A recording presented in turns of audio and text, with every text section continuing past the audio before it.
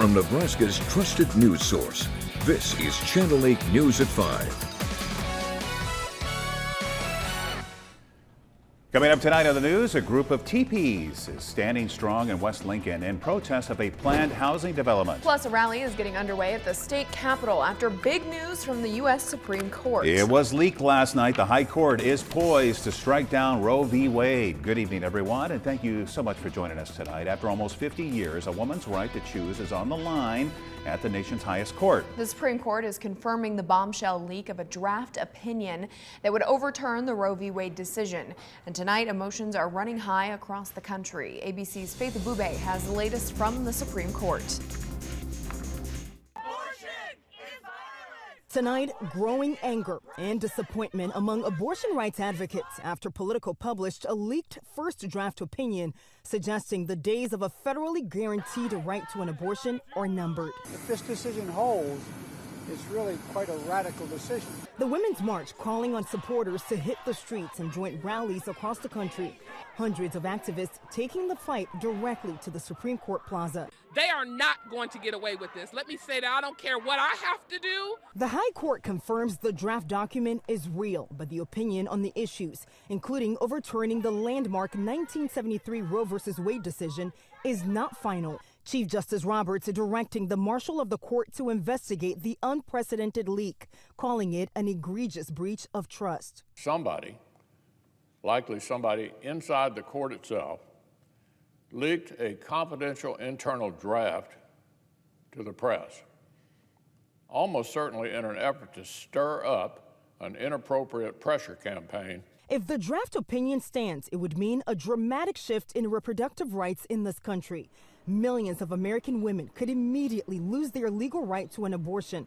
CDC data shows nearly 93% of abortions happen before 13 weeks, before a fetus can survive outside the womb. Women in their 20s account for more than half of abortions, with more black women undergoing the procedure. Red states and blue states, old people and young people want Roe versus Wade to maintain. We don't want to dismember children in the womb, ma'am. We're not going to stand for dismembering 3,000 children in the womb every single day. And a new ABC News Washington Post poll shows a majority of Americans, 54%, do not support overturning Roe versus Wade. At the Supreme Court, Faith Abube, ABC News. And the impending decision making waves here at home. Nebraskans who are against banning abortion are rallying at the state capitol as we speak. Channel 8's Ariana Martinez joins us live from the Capitol building.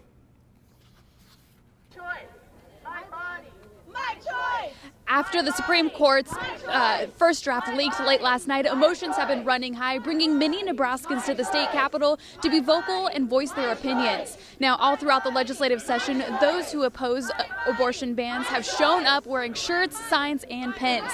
Now, a representative with Planned Parenthood told me earlier today that people need to show up and be vocal, but also get out and vote. Elections matter. They matter deeply, and we are sitting here today because President Trump was able to appoint 3 justices to the Supreme Court. That would not have occurred had the election turned out differently. While those who oppose the abortion ban are continuing to be vocal, many of those who support the abortion ban are waiting to see the final decision of what it will be. I think we all just kind of have to sit back and find out if it's really going to be what they say it is. And I would definitely be waiting for the justices to put out their final and not just take it from something like this. Of our state's population. Depending on what the final decision may be from the Supreme Court, the governor would then decide whether to call a special legislative session or not. And depending on what senators decide, it will have big decisions for us here in Nebraska. There are sure to be some big changes one way or another. I'll talk about what those changes may be tonight on the news at 6. Reporting live at the state capitol, Ariana Martinez, Channel 8 News. All right, Ariana, thank you so much for the live report. Lots of reaction. Senator Deb Fischer reacting to the Supreme Court leak tonight. In a series of tweets, Senator Fischer echoes the anger of other Republicans regarding the leak, in part saying, quote, "The breach of the SCOTUS draft in the Dobbs case represents an erosion of trust in one of our most sacred and independent institutions. It is the latest assault on the court," end quote. And the Nebraska Democratic Party signing onto a letter with 52 other Democratic state parties condemning the decision and expressing disappointment. The letter says the shockwaves of Donald Trump's presidency are neither gone nor forgotten. They say they're heartbroken but not surprised by the decision, and they promise to work to support Democratic candidates for state and federal office.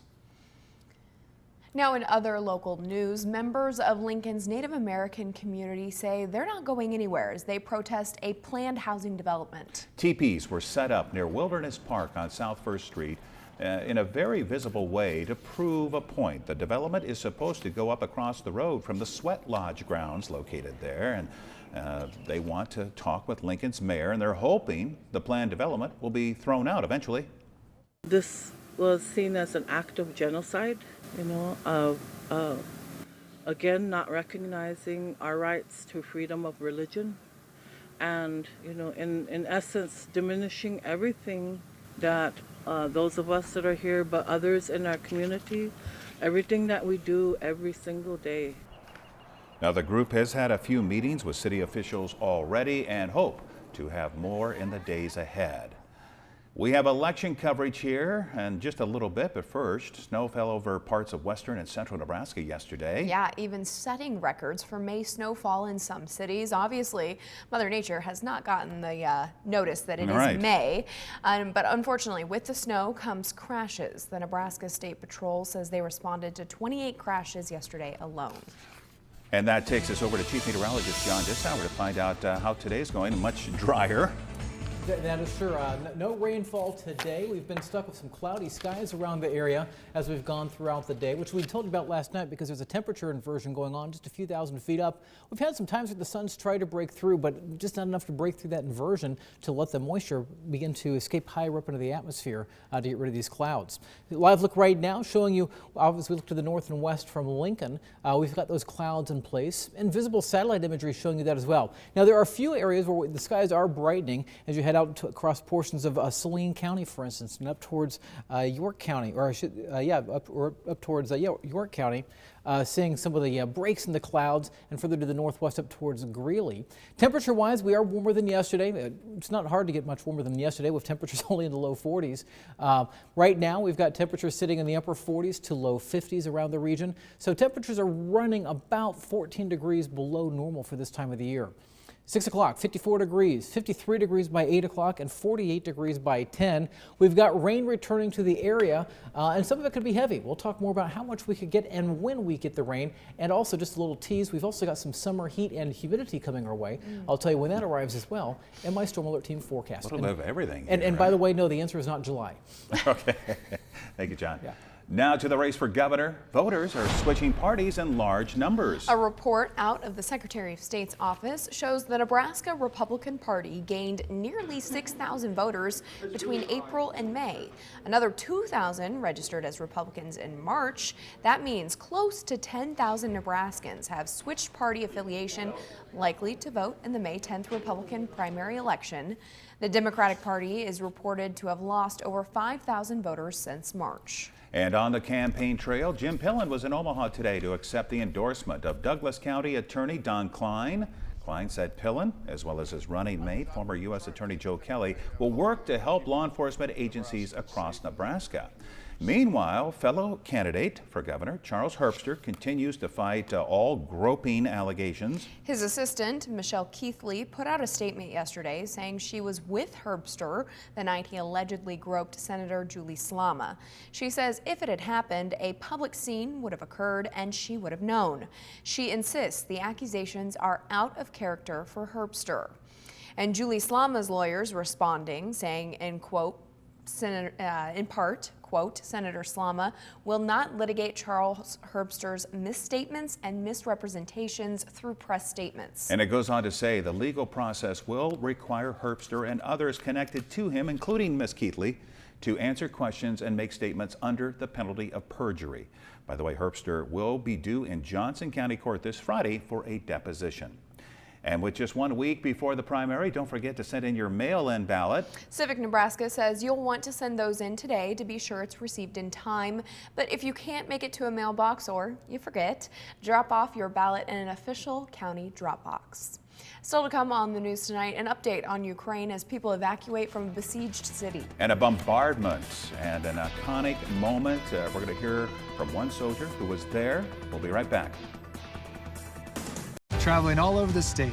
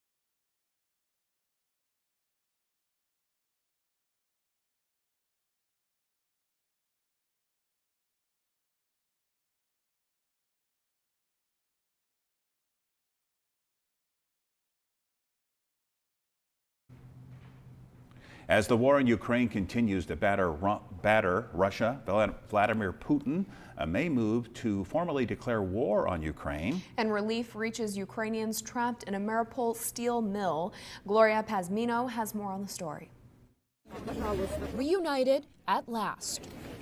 Evacuees from Mariupol's embattled Azovstal steel plant arrived in Zaporizhzhia by the busloads Tuesday. It's part of an ongoing effort to rescue thousands of Ukrainian civilians from the besieged city of Mariupol. While some arrived to safety, tensions remain high back at the steel plant where hundreds of civilians and soldiers remain. A commander for Ukrainian soldiers said heavy shelling continues at the complex. We get civilians out of the rubble with ropes. It's the elderly, women, and children.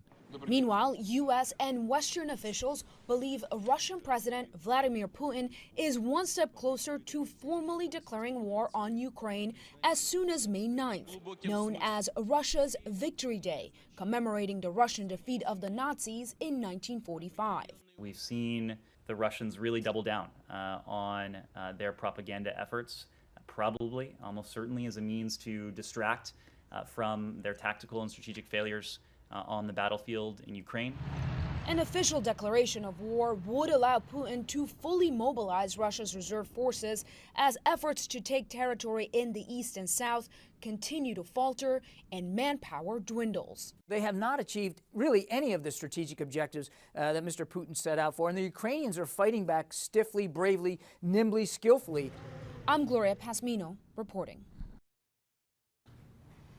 And on the same topic here, you may remember the 13 border guards on Ukraine's Snake Island refusing to surrender to a Russian warship. Originally reported dead, the guards were actually taken prisoner, and since then one prisoner has been set free. He describes the dramatic scene back in February.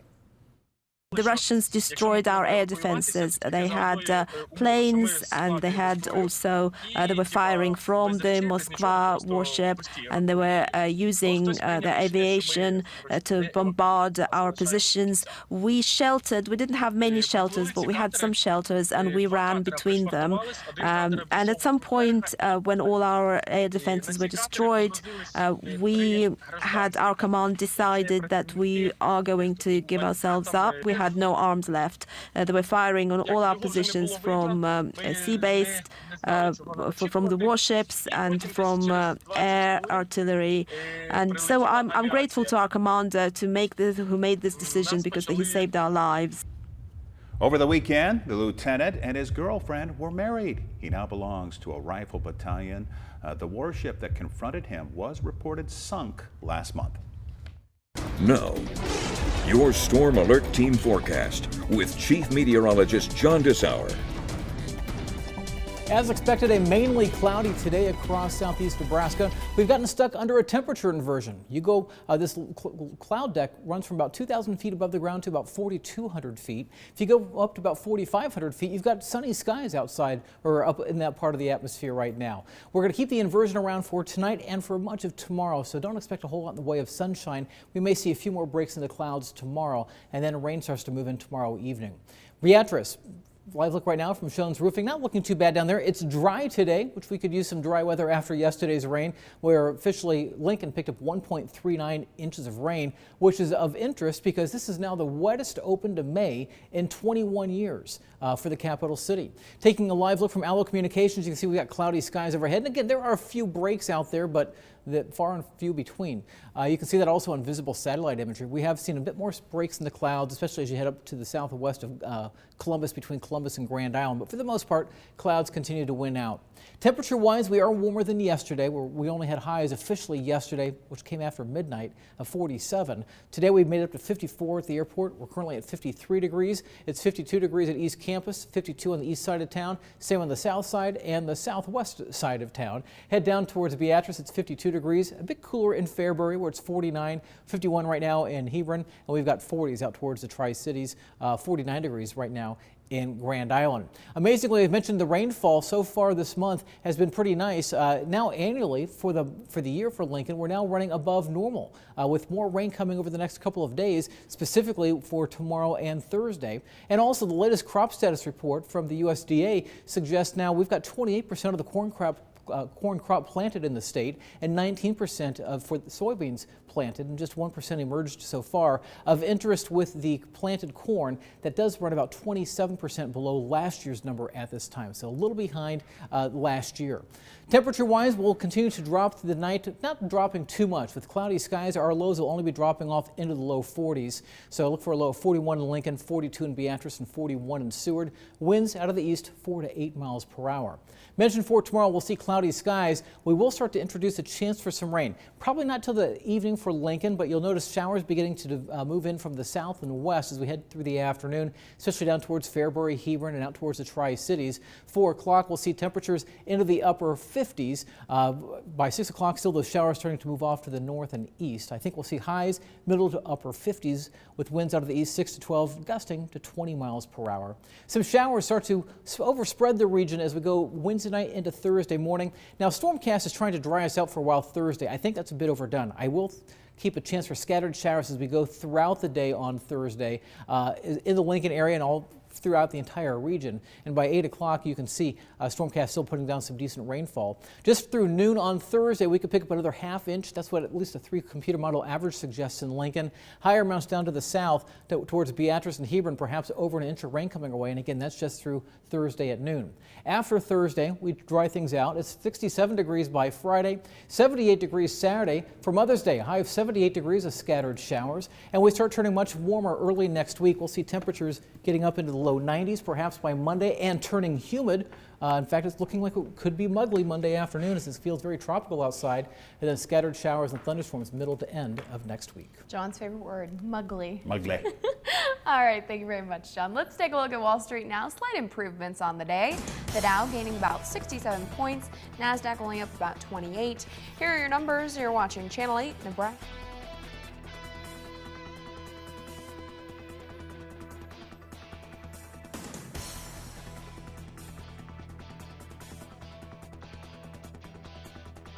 Tonight, training Ukrainians to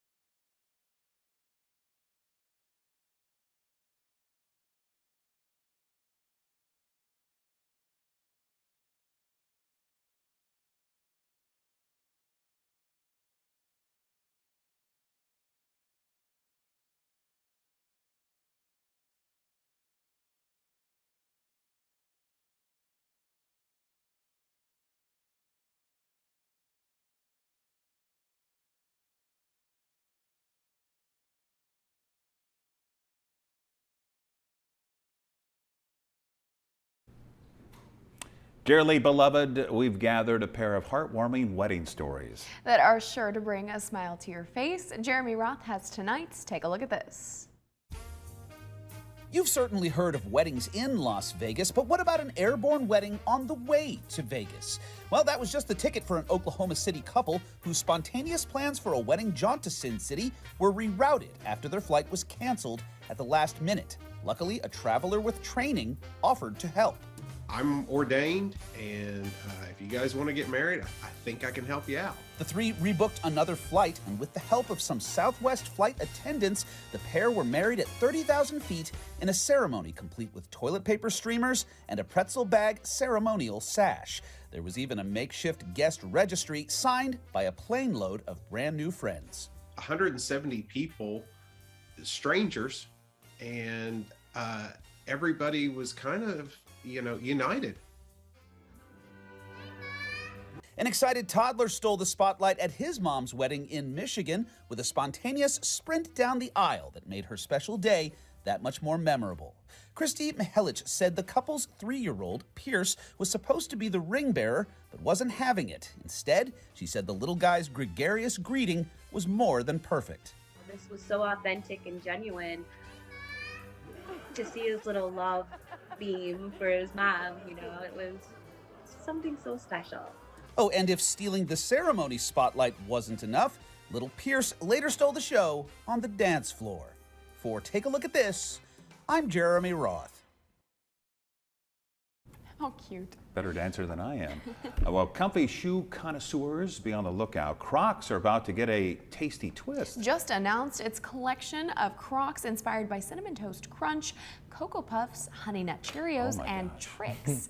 These shoes are a result of a collaboration between Crocs, General Mills, and Foot Locker, which they call the Crocs Rise and Style collection. They're available in classic and all-terrain and are designed with berries, sugary cinnamon squares, and cereal logos. Right now, only the Cinnamon Toast Crunch Crocs are available in stores, but they should all be in stores by July. Yes. I'm going to get you some for your birthday. Oh, yes. They cost between $45 and $70, and if you want to see what they look like, you're going to have to Google them. Now, what happens? Can you step in like milk of some type to make them work better, or do you just go straight for water, or what? I don't know, John. Maybe you can walk on milk in them. There you go. Hey, or if you spill some milk, it's not a big deal. You don't have to cry over it. Hey, temperature-wise, 54 degrees at 6, 53 at 8, 48 degrees by 10 o'clock. We'll keep cloudy skies around. Cloudy overnight and cloudy for tomorrow. There will be showers arriving by tomorrow afternoon to the southwest and more likely towards the evening for Lincoln. All right. Thank you, John, and thank you for joining us. World News is next, and we'll see you right back here at 6 o'clock. Have a great night. With the Channel 8 Eyewitness News mobile app, you'll be the first to know. Get alerts about breaking news and weather, all in the palm of your hand. The spas are here. Truckloads of spas arriving weekly. Hurry in today. These spas are going fast. Spas are in stock and ready for immediate delivery. Supreme Spa and Pool. Closed captioning on Channel 8 Eyewitness News is brought to you by Kristen